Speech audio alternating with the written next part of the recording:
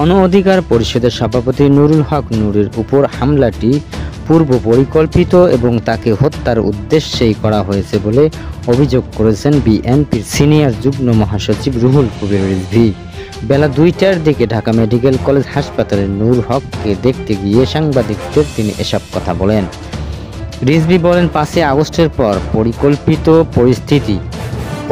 পরিবর্তিত পরিস্থিতিতে নুরুলের উপর এই পেশাচিক আক্রমণ কেন হলো, এটার বড় প্রশ্ন। আমার মনে হয় এটি পূর্ব পরিকল্পিত, তাকে টার্গেট করে আঘাত করা হয়েছে। উদ্দেশ্য ছিল একেবারে মেরে ফেলা। শরীরের যেসব জায়গায় আঘাত করা হয়েছে তা যদি সামান্য এদিক ওদিক হতো তাহলে তার মৃত্যু অনিবার্য ছিল।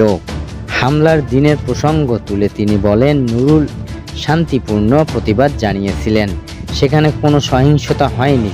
গণতান্ত্রিক ব্যবস্থার প্রতিবাদ করা অধিকার। সে যত বড় অপরাধীই হোক না কেন তাকে এভাবে হামলা করা যায় না। এই হামলাকে গভীর চক্রান্তের অংশ আখ্যা দিয়ে রিজভী বলেন, গণ অধিকার অফিসে ঢুকে এভাবে রক্তাক্ত করা নিছক দুর্ঘটনা নয়, উদ্দেশ্য প্রমাণিত ষড়যন্ত্র। 5 আগস্টের পরাজিত শক্তিরাই নানা কৌশলে তাদের বিষ দাঁত বসানোর চেষ্টা করছে।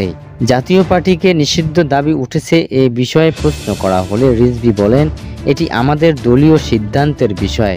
তবে আমার মনে হয় ফ্যাসিবাদ ও তাদের দোসররা দেশের গণতন্ত্র ও স্বাধীনতাকে স্থিতিশীল হতে দেবে না। তাদের হাতে পাচার হওয়া বিপুল অর্থ রয়েছে। তিনি এ ঘটনার নিরপেক্ষ তদন্ত দাবি করে এবং প্রয়োজনে নুরুলকে উন্নত চিকিৎসার জন্য বিদেশে পাঠানোর আহ্বান জানান। এ সময় বিএনপির স্বাস্থ্য বিষয়ক সম্পাদক রফিকুল ইসলাম ও তার সঙ্গে উপস্থিত ছিলেন।